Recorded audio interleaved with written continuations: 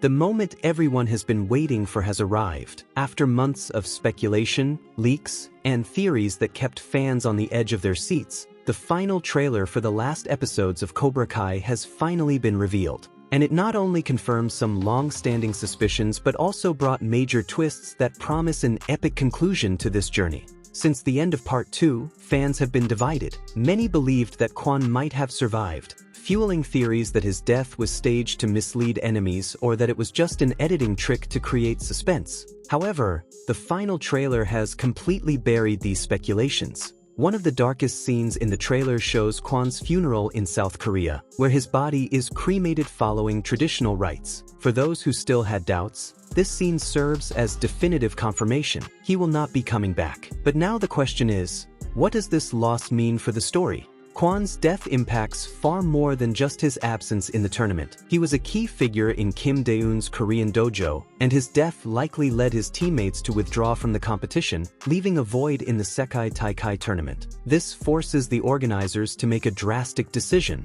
one that will completely change the course of the competition. With Quan's death and the withdrawal of the Korean dojo, many believed that Sekai Taikai might be cancelled. After all, a global-scale tournament losing one of its main competitors could destabilize everything. But the trailer revealed an unexpected twist. The tournament will be moved to All Valley. Yes, the same place where it all began. But this change didn't happen by chance.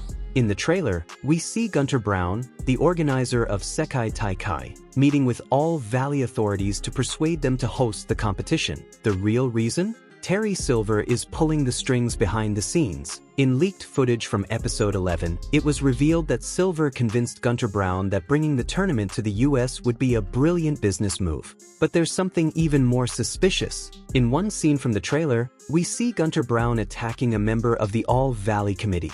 What could have driven him to such an extreme act? Is Gunter being blackmailed or threatened? Or does Silver have something even bigger planned behind the scenes? Regardless of what's happening, this change puts the protagonists in a strategic position, reigniting rivalries and raising the stakes for the upcoming fights. If there was any doubt about who would be the main antagonist of the tournament, the trailer left no room for questions. Axel, from the Iron Dragons, will be the protagonist's biggest nightmare. From his introduction, Axel has already proven to be a brutal and highly technical fighter, but now, under the direct influence of Sensei Wolf and Terry Silver, he has transformed into something even more dangerous, a ruthless competitor willing to destroy anyone in his path. In the trailer, we see Sensei Wolf looking at Axel and saying, "You need to let go of mercy." That single phrase makes it clear what he is being taught. Winning is not enough. He needs to crush his opponents. And if that wasn't scary enough, Terry Silver has stepped in. Fans of Cobra Kai know that Silver has a history of teaching illegal moves and dirty strategies to his fighters.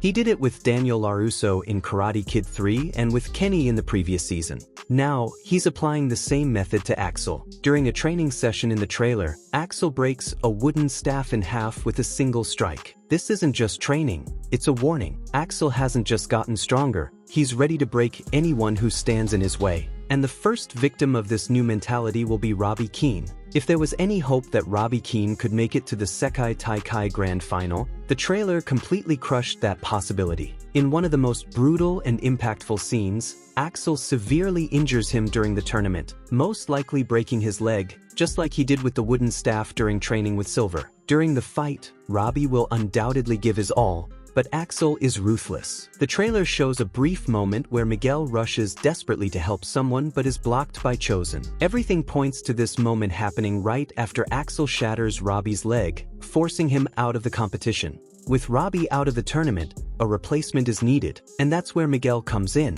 Miguel will take Robbie's place in the Sekai Taikai final. This change not only shifts the course of the competition but also brings back one of the greatest symbols of the series. Miguel will now fight not just for a title, but for revenge, for honor, and for the legacy of his sensei, Johnny Lawrence. But the big question remains. Will Miguel be able to defeat Axel? While the male fights head toward the grand final, the trailer revealed a surprising twist in the female tournament. Samantha LaRusso is questioning her own purpose in the competition. The key moment, in one trailer scene, we see Samantha talking to Daniel and asking, "Why am I fighting?" Unlike Miguel, Tori, and Robbie, who see the Sekai Taikai as a chance to change their lives, Sam already has her future secured. She comes from a stable family, has access to top universities, and doesn't need the tournament to prove anything to anyone. This leads her into an identity crisis, and as a result, Samantha will quit the competition. What does this change in the female tournament? Samantha's departure clears the path for Tori Nichols to advance directly to the final, where she will face Zara Malik,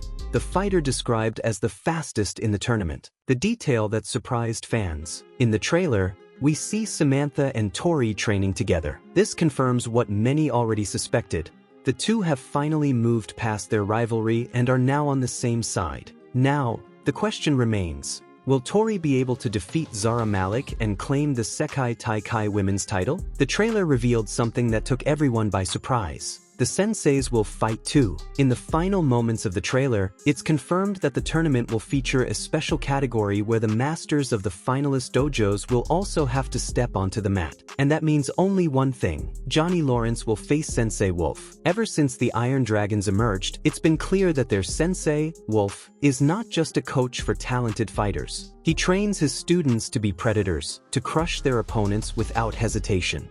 Now, Johnny must prove that his karate philosophy, which blends Cobra Kai's aggressive style with the teachings of Miyagi-Do, is superior to Wolf's sheer brutality. To face such a deadly opponent, Johnny couldn't train alone. In an iconic scene from the trailer, we see Daniel training Johnny and teaching him none other than the legendary crane kick. For those who don't remember, this was the technique that decided the fight between Daniel and Johnny in the 1984 All-Valley tournament, taught by none other than Mr. Miyagi himself. Now, decades later, Daniel is passing this knowledge on to Johnny, solidifying their friendship once and for all. But with Daniel's training, will Johnny be able to defeat Sensei Wolf? In one of the trailer's scenes, we see a close-up of someone wearing Cobra Kai's classic GI. And the sharpest-eyed fans have already noticed who's wearing that uniform. It's most likely Johnny Lawrence. This suggests that, somehow, Johnny will finally reclaim Cobra Kai, something many have hoped for since Season 1. But how will this happen? Despite everything that has happened over the seasons, John Kreese could still play a crucial role in Cobra Kai's fate. With Johnny Lawrence becoming more and more solidified as a leader, the big question remains: will Kreese accept Johnny as the true successor of the dojo, or will he try to take it back once again?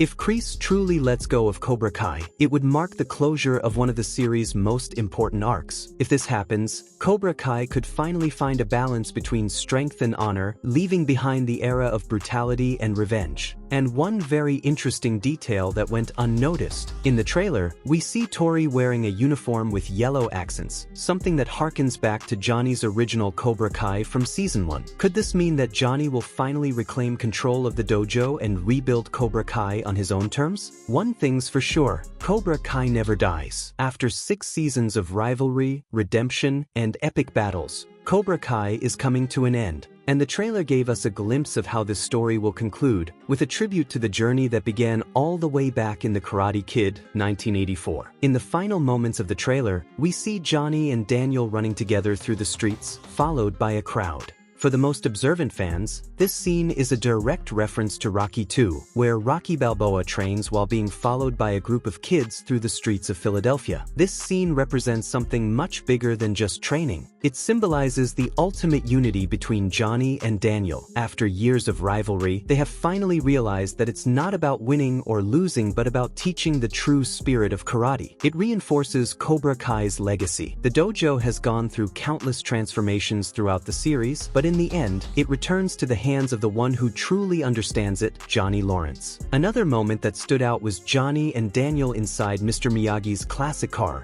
listening to an 80s song. This could be the final scene of the series. After so many years of conflicts and misunderstandings, the two are simply enjoying the moment, with no need to prove anything to anyone. And so, with one final roar of Miyagi's car engine, the credits roll and Cobra Kai comes to an end. And that's it, folks. After an incredible journey, Cobra Kai is coming to a close, but one thing is for sure: the legacy of this universe will never die. What did you think of this breakdown? How do you imagine Cobra Kai will end? Drop your thoughts in the comments. If you enjoyed this breakdown and want more content like this, don't forget to hit the like button. It really helps the channel grow and keep bringing you more videos. If you haven't subscribed yet, click the subscribe button and turn on notifications so you don't miss the next videos. There's a lot more Cobra Kai content coming your way. See you in the next video.